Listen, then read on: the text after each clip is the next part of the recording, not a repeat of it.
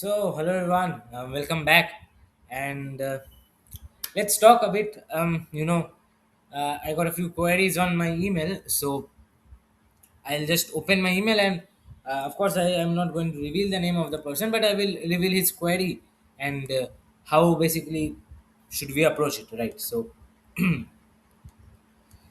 let me just first open it up, and then I'll continue with the video, right? So I've opened it up, and so I will just read out the email, and of course I will not take the name, but I will read out the email and then I'll answer his query, right? So the subject is that, of course, he has mixed, these words in a bit of vernacular languages as well. But since I am talking in English, I'm spreading the knowledge in English. So I have translated it to English and then I am speaking, right? So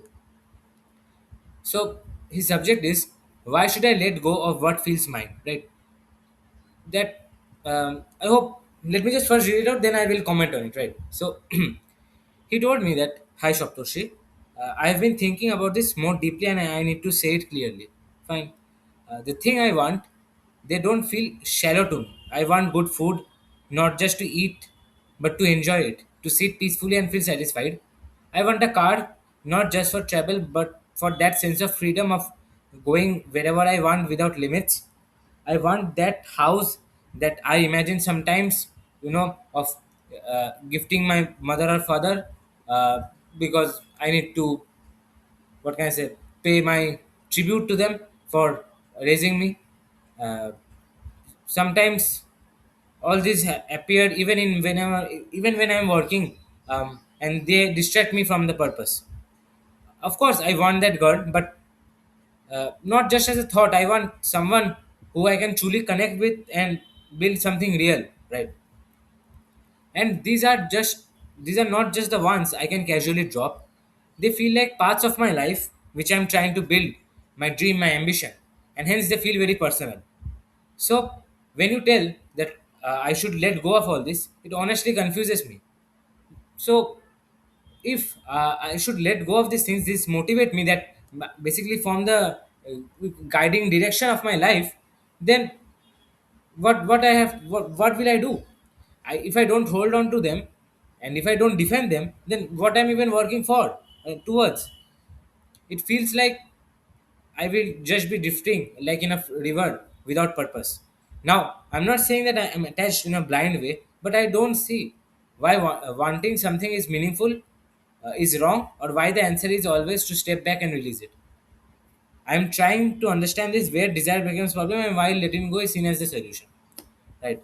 So, first of all, it's a really, really good and much common doubt, because one of my friends also, he told me that I have also shared this knowledge with him as well, and I have recommended self knowledge for him as well. But still, he has not been able to overcome his material desires. Like, of course, it's not like it's so easy. I myself have not been able to overcome, uh, but still, we should try always. So even he, after I have explained to him all these models, all these dents, and all this everything, that this is just the social conditioning, he also is still, sometimes he tells me that, no, I want to buy that dream house for my mother and all those, right? So this is a different person. So he what his claims are, that, okay, I want a girl whom I want to marry, I want to, be companion with, I want a house which, very comfortable and luxurious, I want a car, like, which I maybe, and it's also, the car should also be big, and uh, only traveling I can buy this these cheap cars as well. So, but I need a bit more than it, right? So why should I just drop it? Like, these are all my motive. These are the things that drive my life for the from the moment I am born. That, okay, I'm a child. So let's say you are in a normal, let's say in Indian society. So you are taught that, okay, marks. Some people just, they indulge in sports, but that is much later. So let's say marks. Marks is a very much important factor, especially in this Indian society, and I hope that it's out this almost the same the outside. Maybe the extracurriculars and stuff are maybe more well provided, but India, the education is much more valuable, right? So So from our childhood, we are conditioned to work for marks, like not for knowledge. Now, of course, some people are there who still work for, or they want to gain knowledge rather than marks. But still, this conditioning is always made that okay, I need to score good marks, and especially considering that when you turn 18, most of the, let's say, exams you want to give is just based on marks itself. It does not assess your personality in general. Like in MIT admissions, what happens? Like portfolio and all those, they have to check your entire extracurricular activities and everything they check. But however, in India, what happens is that for the getting into the top colleges, like let's say IIT or NIT, you have to score well in a particular examination. That's it. Might be that that is it's easier, of course, because then some person who is just academically more inclined will be easily able to clear that exam and get into the colleges. But it does not judge or reflect on the real. Now, of course, there are admission to the colleges in sports quota and Olympiads as well. But still, I'm talking in general, right? So they don't see much of a personality or that kind of thing, right? So there is a one slight bit of problem. But anyways, coming back, that this wants that okay, I want to score good marks. Like where is this coming from? See, for any desire, whether you want to accept it or reject it, any want that whether you want to accept it or reject that one should arise. But that why is this desire actually arising? We should question it, right? So let's say currently I am feeling very thirsty. Why I am speaking? So of course, so I need to skip speaking to you. So I have that water bottle in front of me, so I will drink it. Now this is also a desire, of course, to drink water. But is it because I have been conditioned? No, because it is what my body needs. It is what I need to survive. It's not if when I say need to survive, it's like oxygen. If without oxygen you cannot survive. Without breathing you cannot survive. So that is, you can say, kind of reflex. But that is also one that okay, wanting to live.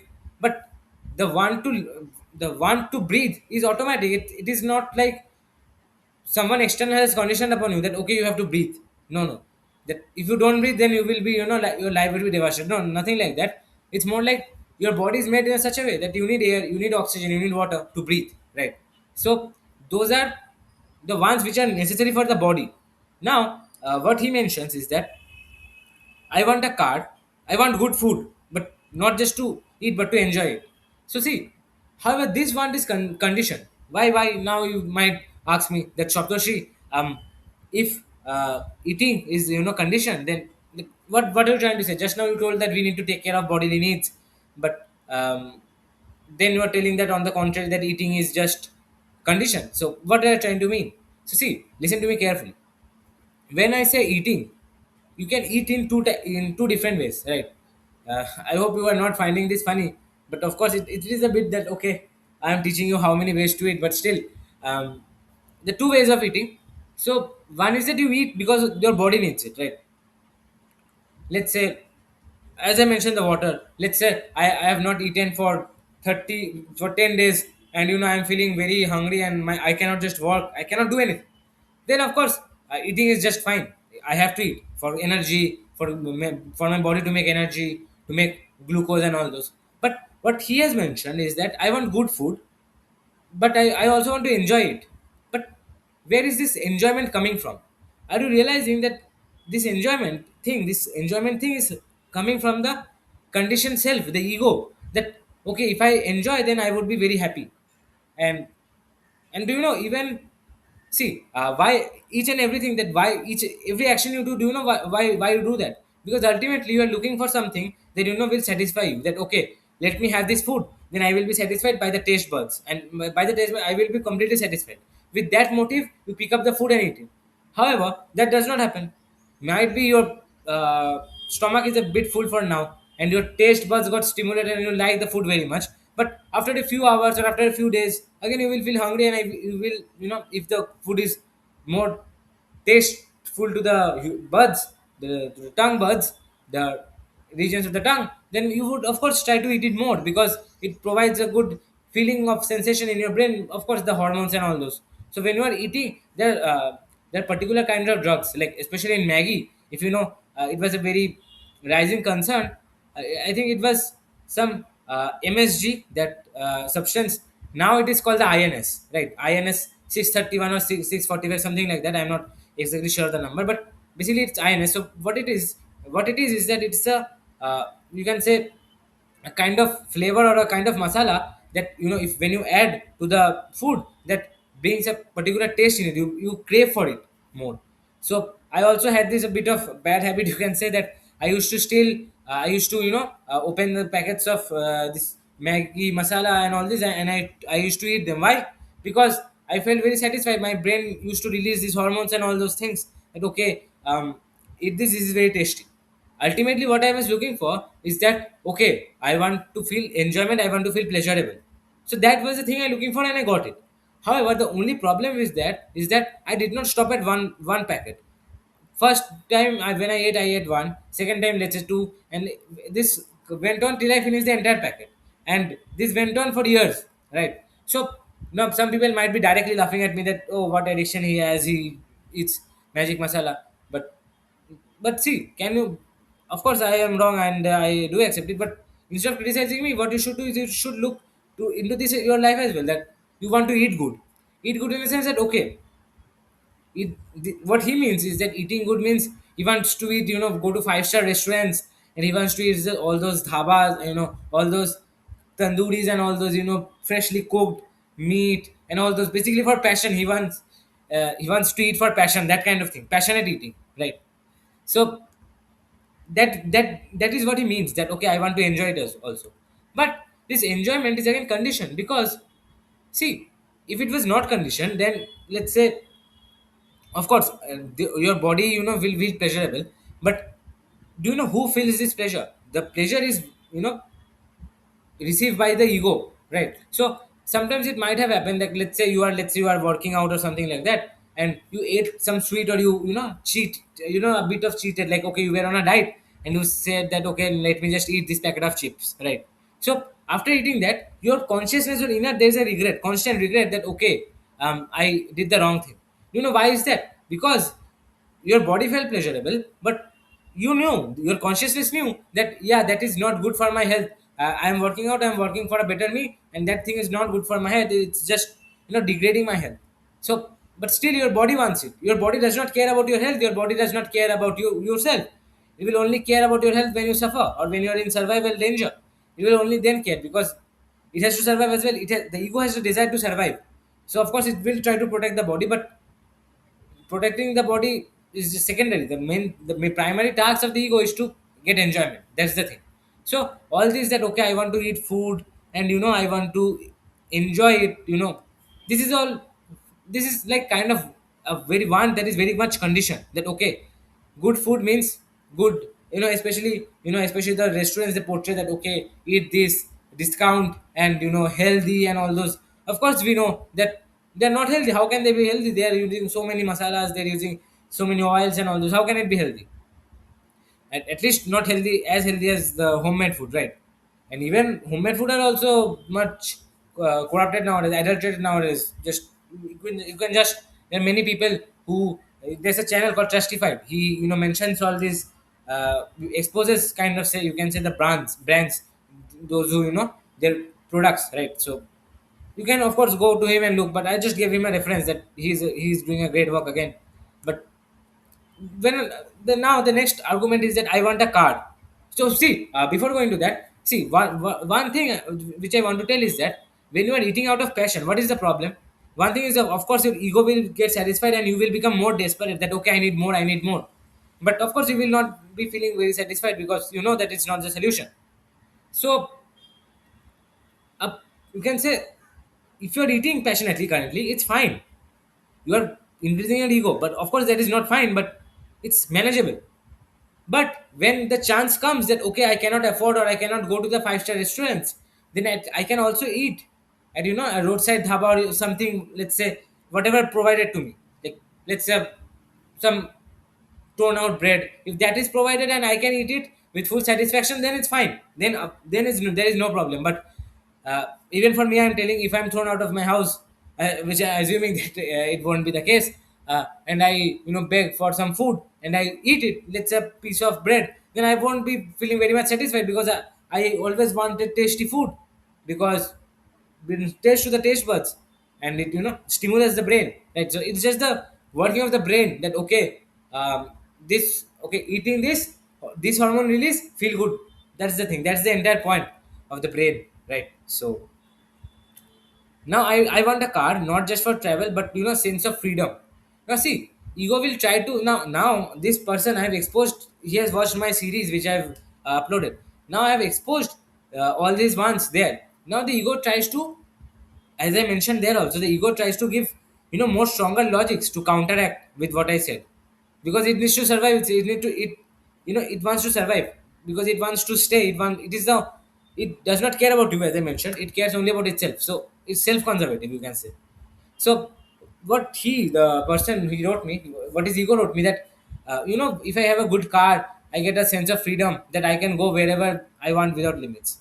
Tell me, tell me that can't you go to large places with a scooter or a normal car? Also, car is also very much, if you are having taking a car, that is also not good, because considering the current level of pollution and all those climate crisis, it's just too being buying a separate car and driving it is just too much, what can I say, problematic, right? People don't realize this, of course. I'll have to make a separate video for this climate pollution and all this, but still, okay, now addressing to the normal human that okay, I want to, I will feel freedom. And what freedom you will get? That, okay, people will see that okay, he is coming with the car, let's pay him some respect. That is the freedom you are looking for. Freedom is the ability to adapt and the ability to tell the truth without fear. Like, let's say you have a car and people respect you.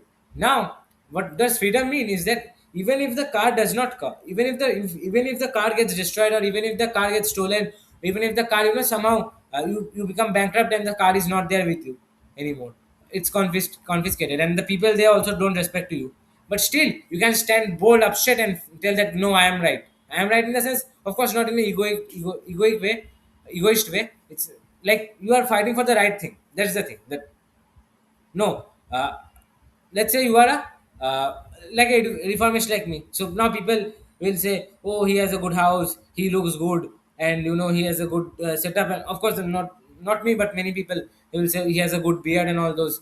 One of my even friends said that before my haircut, my you know hair look much more better. So what he was doing is that then I was feeling that okay, I'm respected by the people, and then people appreciate me, so that I liked. But now when my haircut is not good, or let's say I don't have that particular job or particular marks, then people don't respect me, and people joke with me. So if that is the case, then I should not feel bad, I should not feel afraid, because I should know. Because if I feel afraid and if I feel saddened and depressed that okay, my friends are making fun of me, I should know that okay, when I was good, they were with me in those times. That okay, big boy, marks, I have money, Sahab ji, namaskar, all those things, right?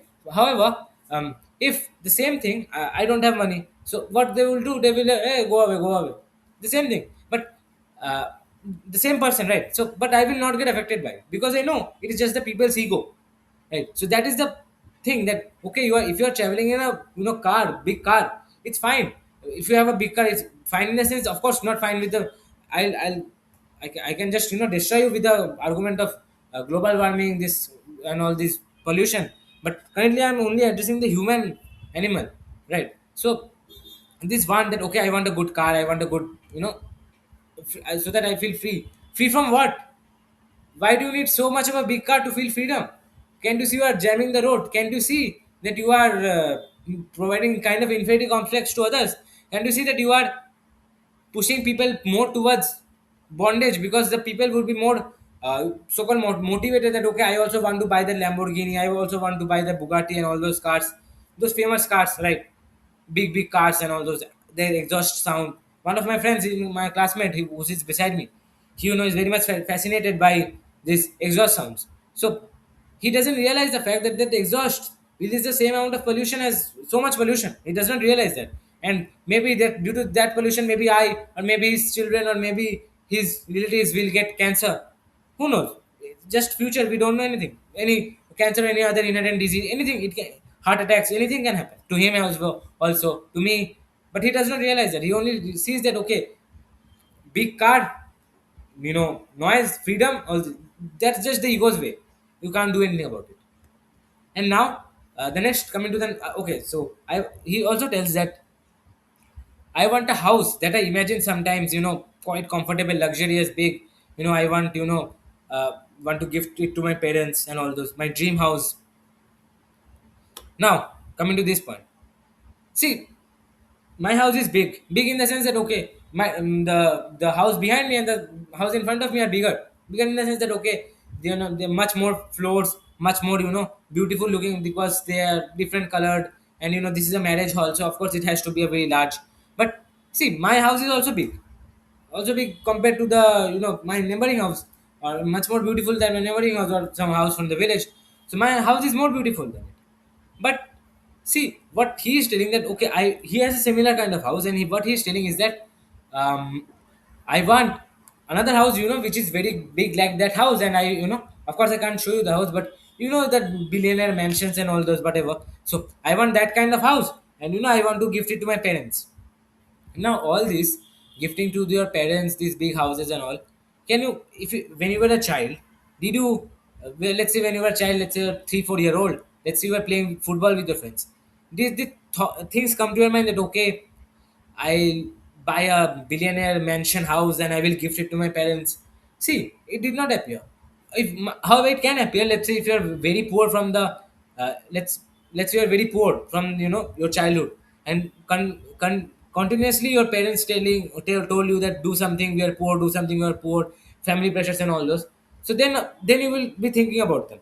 However, let's say you are normal family like me, or a bit upper class families, upper middle class families. So there, sufficient amount of house and sufficient amount of food and all things are there. So when you're a child, so these things, they don't come in you because they are not the part of your external self. See, when you were a child, then also you were feeling hungry. Why? Because it's a bodily need. But this thing that, okay, I need to give this to my parents, I need to buy this car, I need to um buy this house with a swimming pool. See, swimming pool is of course a good thing. Swimming is a great thing, but why do you need so much luxury? If you have a small room, even in a rented apartment where you can do your work freely, independently, without, of course, having security, then why should you care about getting a bigger house? That's the thing. He has a such kind of house. Maybe that's his parents. Maybe he feels that, okay, I need to become independent. Maybe, let's say, his parents put some restrictions on him that, okay, you can't do this thing in my house or something like that. So what he can do is he can earn certain amount of money, and shift to another rented apartment or another house where he has at least the freedom. It might not be very big as his initial house, or it might not be very big as a billionaire's mansion, but at least he can use it freely, he can use it independently. But what he will do with such a big mansion? He will he, worship it? What will he do with such a big mansion? I have that room where I normally record. That room is a bit, some work is being done, so I'm recording here. So instead of that room, why am I recording here? See, I of course I can shift and adapt. That's the point. But see, that is the main room. You normally see me there. I sit there in the table, and I give you the lectures, I give you this information. So why do I need more space than that? I have a bed there, I have my clothes there, I have my books there, everything is there. So let's say, of course, maybe two rooms, you need more, to be more spacious at least. If the rooms are small, then at least space to sleep, space to work out and exercise, that is all there. If sufficient space is there, then why are you demanding for such a big house? Are you so big that you need 3 4 floors to do some workout exercises? Why are you doing it? You don't need, actually. See, of course, maybe see, for my family and all those. Ask yourself that, does your, first of all, of course, family is okay. Let's not talk about it now, but let's say you have a family, right? So first you need to realize that, do we actually need this much, so much amount of space for accommodating my family? Let's say I have 2 kids, and I have my wife as well. So how much space do we need? Let's say, if we are together, then if we sleep together and the kids sleep together, maybe maximum 2 rooms we need. But or maybe if some guests appear, then might be a third room, living room kind of thing. But Why do I need 4 5 rooms? Why do I need such a big mansion? And let's say if I want to really organize an event, so why not I go to a normal event organizing hall and organize it? Do I need to personally own such a big house? What will I do with it? Most of the time I would be working, or most of the time of course I won't be roaming the house. Most of the time I would have more important works to do, right? So what you will do with the big house, that okay, show to the people. The only thing that you want to do with the big house is that show to the people how big you are, how respected, how powerful, how much money you have. That's the thing you want to show to your parents and your, of course, to the other. Of course, that is very much clear that and now I want to give this to my parents again. See, of course, this is a good thing that okay, you want to uplift your parents life, but can you realize that if you are providing them with such a big house, you are also increasing their restlessness, you are also increasing their desire, their ego, that okay, big house. So if their want is fulfilled, they will want even bigger house, even more facilities and all those, right? So instead of uplifting them, instead of fixing them, what you are doing, you are pushing them towards more restlessness, especially at the end of their lives, in the sense, of course, let's say, even if you are in a state to financially buy a big house and pay, let's say you are 25 30, so your parents might be 50 60 whatever. So now the whatever pollution there is in India, the life expectancy can easily easily 70, around 70. So easily around 70, right? So of course, now what what you are doing in, let's say, a few 10 years 20 years of his life is left, you are pushing him towards more desires instead of uplifting him with scriptures, instead of giving him the knowledge. What you are doing is that okay, father, this is your car, this is your house. Of course that's not, of course that's not bad. I mean, of course you are giving someone to, might be the intention. See, the intention is wrong as well, but I will discuss this intention in another video. But can you see, it's just a want that is conditioned by the society, that okay, give your parents something. Now if all these were not coming from the society, of course you still would have the compassion for your parents, you would still have the desire that okay, my parents, I will, it's not like okay, I will make them proud, but okay, they're my parents, of course I can't reject them, I of course can throw them out, that kind of thing, right? But gifting them, 5 storied bangla and all those, what is this? You could have done with that money, you could have spent, you could you could allow your parents to go to some space to travel, to enjoy. Instead of that, what you are doing, you are giving up. See, if you are using that money for traveling, you want to take your parents to a very what can I say, beautiful place, of course do that, of course I appreciate it. But what you are doing instead is just okay, take this big bangla and stay here, keeping them restricted, keeping them fulfilling their ego. That's what all you are doing. That's not love, that's just social expression of love, that's not true love, right? So that's the thing.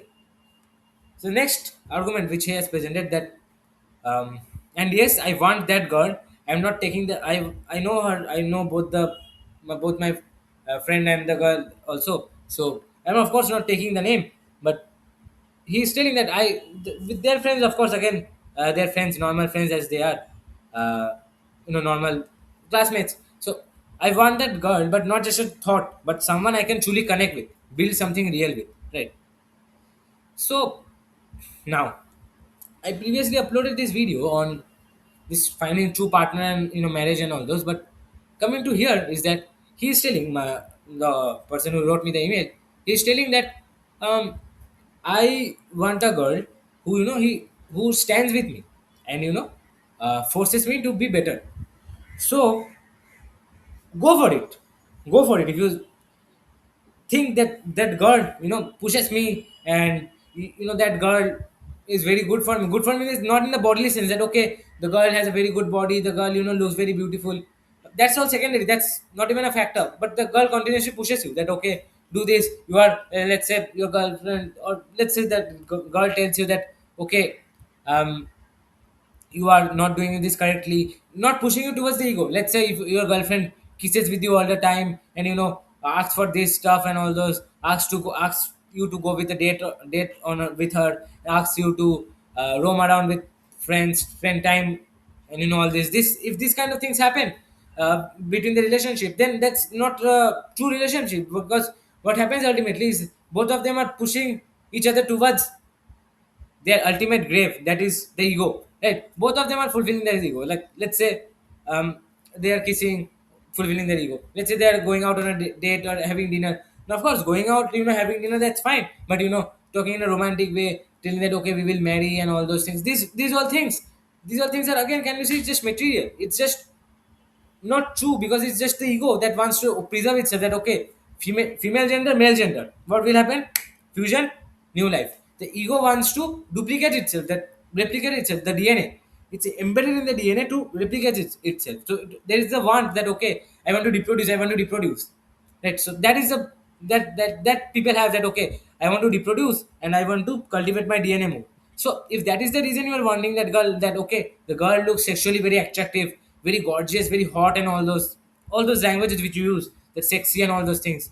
The girl, if you are looking for sexy girls and all those, then that's not true relationship, because ultimately, let's say 10, 15 years later, let's say even if you marry, that so-called true love expression of marriage is the true expression of love in our society is called marriages.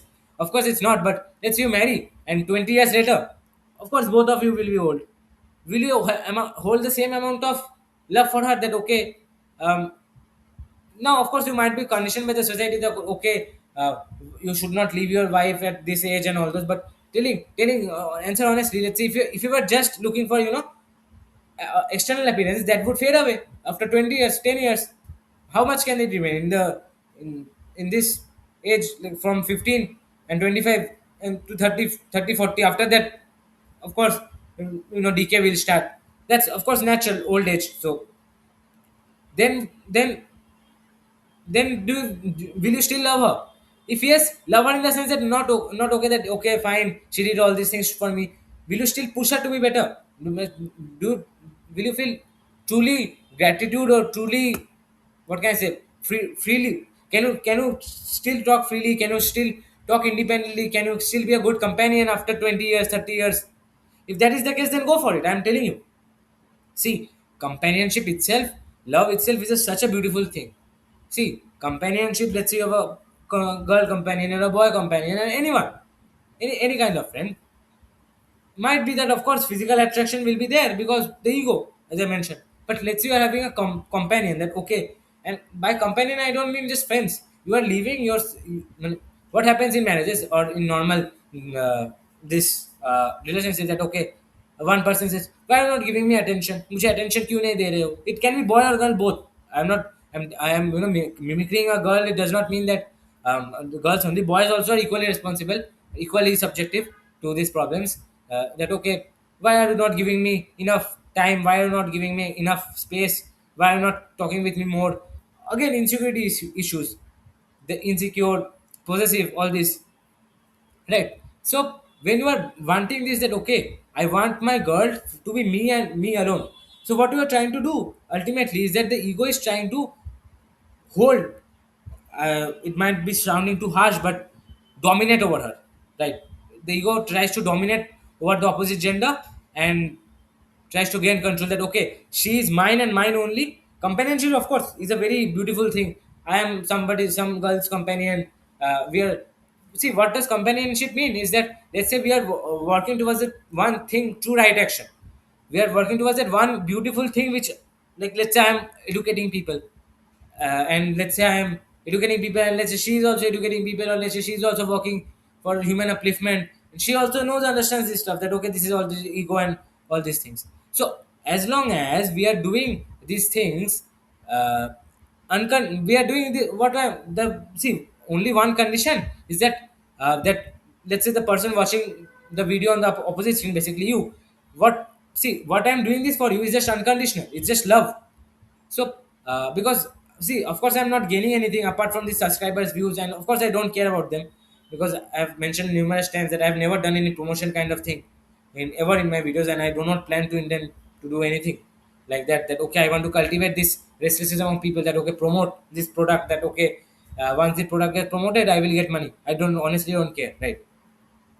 So what I'm doing is that unconditionally I'm doing it. But just only one condition is that okay, you also listen, I also listen, we change the world. We change ourselves and hence change the world. As I mentioned, that only one or two people are required to change the world to inspire others, right? So that's the thing. So So it's not inherently bad. The companionship is very good. And let's say we are working towards the same path. Let's say we are working towards the same right action. And then in the process, let's say we are climbing towards the upper mountain. I gave this example before also. And let's say we are going in a straight path and we are walking for a goal. Something worth living for, not that okay I want to become a billionaire, I want to have kids and all this. These are just material ones, these are just bullshit. A true purpose, true sense of purpose, right? So a right action basically. So if we both are walking towards it, and in the process that we hold hands with each other and go together, fine, that's very good, that's really really, that will push you much further. Companionship is very essential. See, if you go alone also, then that's no problem. You need to learn to be alone. But even if you get a companion, then that's very good. But companion does not mean that okay, marriage and girlfriend, boyfriend, and all those. Because ultimately, if your companion or your friend or your girlfriend or boyfriend or partner basically pushes you towards this egoistic behaviors, that okay, dates and wine drinking and kisses and all this, then that's wrong. Then just have the courage to leave that relationship. So as you mentioned that I can truly connect with or build something real with. If that is the purpose, that okay, you both are, see, build something real with does not mean that okay, I want to be a billionaire or something like that.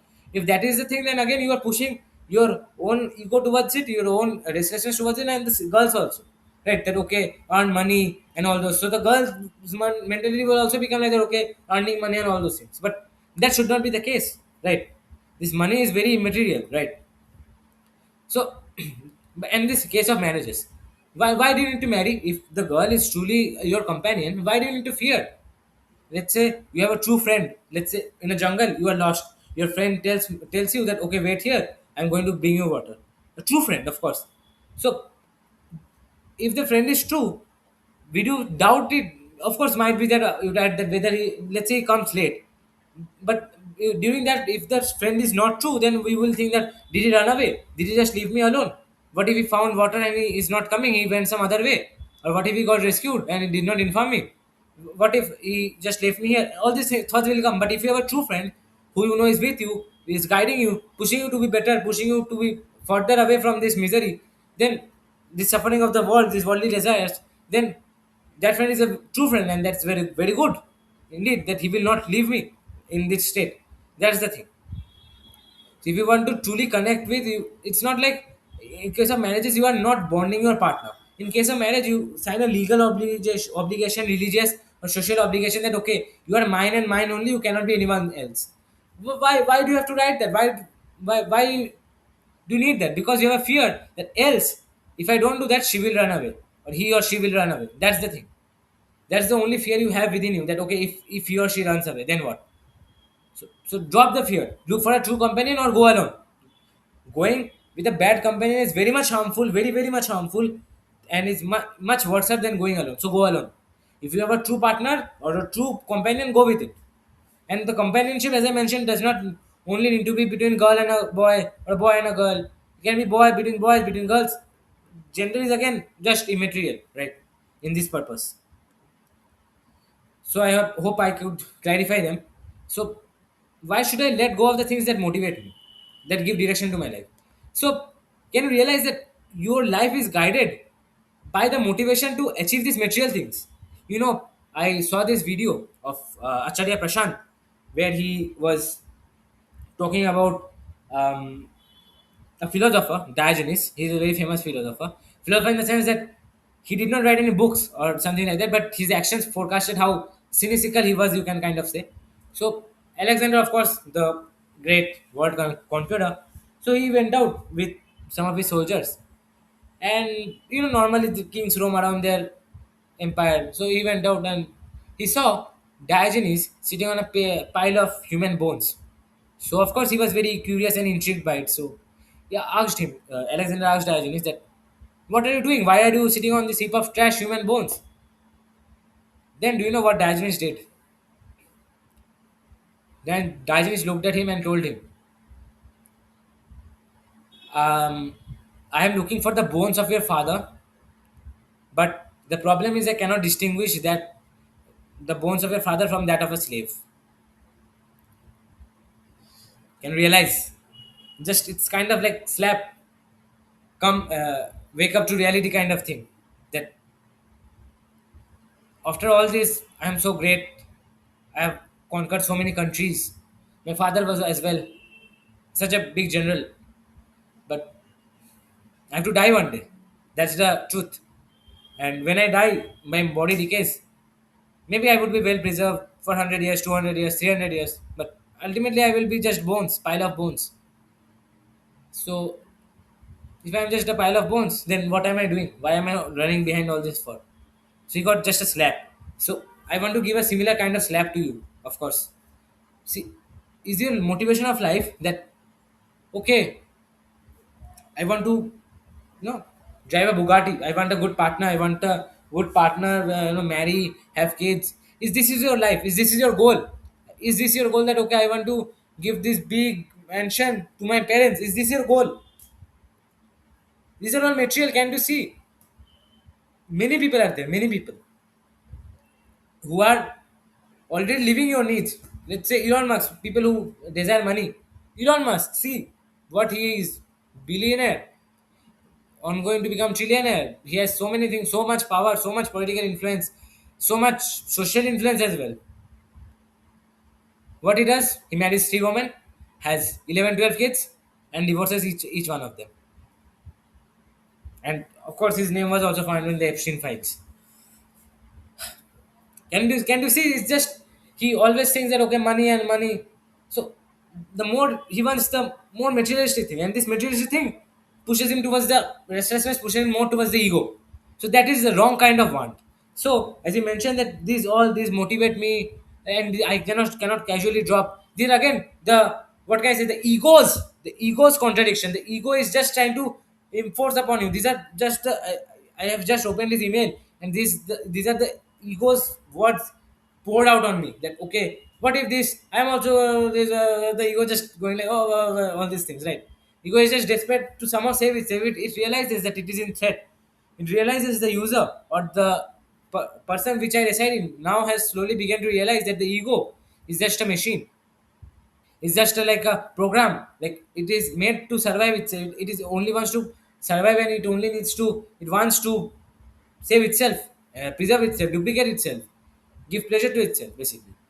So it does not care about us. It does not care about me. So the ego realizes, and hence the ego puts forward these arguments that okay, these are not ones I just can casually drop. They feel like the parts of life I'm trying to build. They feel personal. What is personal? Your parents? Let me give you an example. Let's say in the hospital, without your knowledge,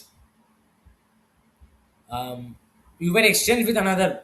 Now let's say the color is almost the same. No, not going into the physical appearance, but normally, let's say another similar kind of looking baby was swept.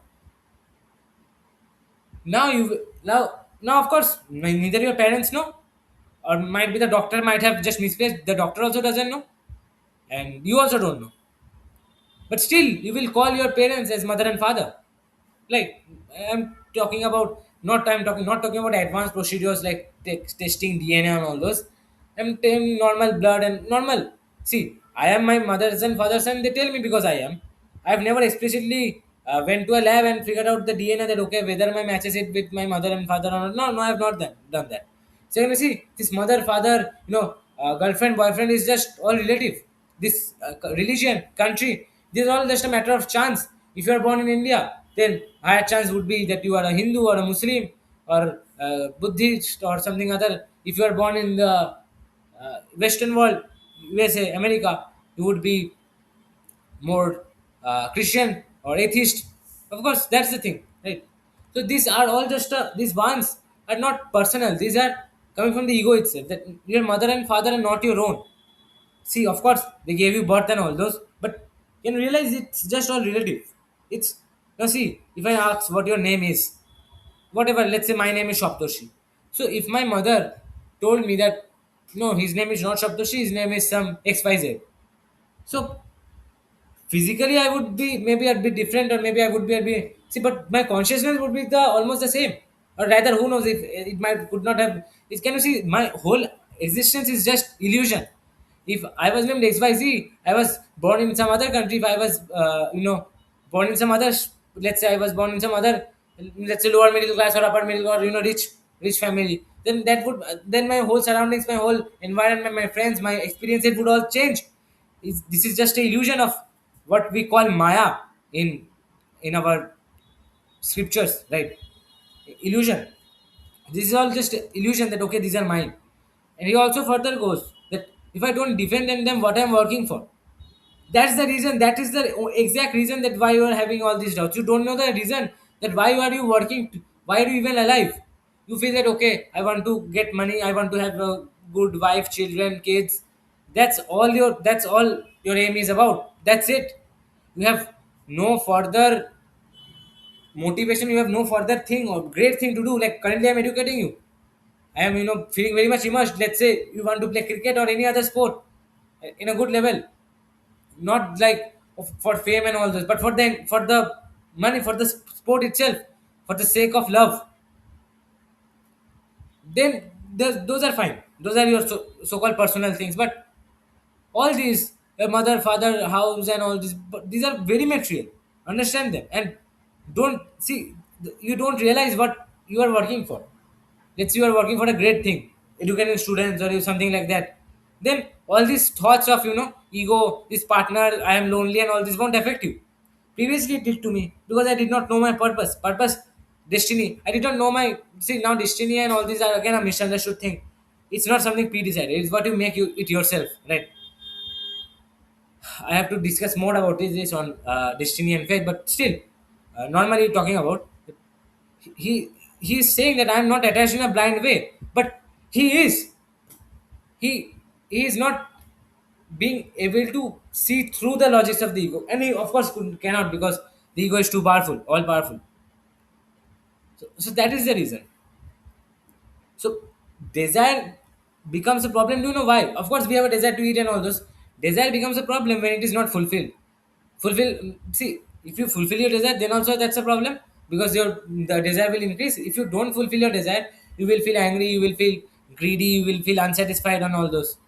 And again, if you, even if the desire is fulfilled and if you feel satisfied, that is also for a temporary time. After that, again, your want for the desire is more. So the only right way, the only right thing possible is to look for some true purpose. Keep working towards the right action, and the true purpose is automatically come. That okay, my true purpose is let's try to educate you and others, this youth, especially. Your true purpose might be something different. It does not need to be same, right? So that's the thing. Don't try to copy me. That okay, I'm talking. Of course, if you want to spread self knowledge, then do share my channel. Do talk about it. But it does not like okay. His true purpose is helping students, so my true purpose should also be helping students. No, it can be something other. Let's say your true purpose is to make people more engaged in sports, make people more fluent in survival skills like world, like especially in this world, this environmental managing and all those. So that's of course varies from skill to skill. But the main thing which I really wanted to convey is that just drop all your wants and all your desires. Like previously, before recording this video, I was feeling a bit sleepy, and I thought, let me just sleep. I woke up at 5:30 in the morning. I did not even get 5 hours or 36 hours of sleep. I think I got around 5 hours 30 minutes of sleep, or even lesser than that. So I now, of course, you might be thinking that that's biologically not good, but if you really have something great to do, like of course not something material, something invaluable, then who cares about biological clock? Who cares? All these are just a biology. Now, currently, as I mentioned, I'm feeling very energetic now. As I finish almost finished recording this video. So that's the thing. Drop your desires, drop your those internal feeling that okay, this is personal and all these, and just choose the right action and do it. Similar to what happened in Gita, I skipped there, the Bhagavad Gita. So Arjun, being unable to see through his ego, he sees that my friends, my family members, my teachers, whom I learned from, my own bloodline, is there. How can I kill them? So now Lord Krishna, he what he does, he tells him the knowledge, gives him the knowledge of this Bhagavad Gita, and you can gives him the choice to choose the right action. So that's the thing. So I hope I could clarify your letter. Of course, it's a really, really good doubt you asked. Uh, this comes in many people. It came to me also. So that's the thing. And true purpose is not something like predestined. It's not something destiny. It's what you choose for yourself. Right. So thanks for watching. I hope that I could clear your doubt. If you also have any further doubts or any other queries, just email me. I'll you know um, in the description I will provide my email. Just email me. I will try to clarify. Thank you. Bye bye. Take care. See you later.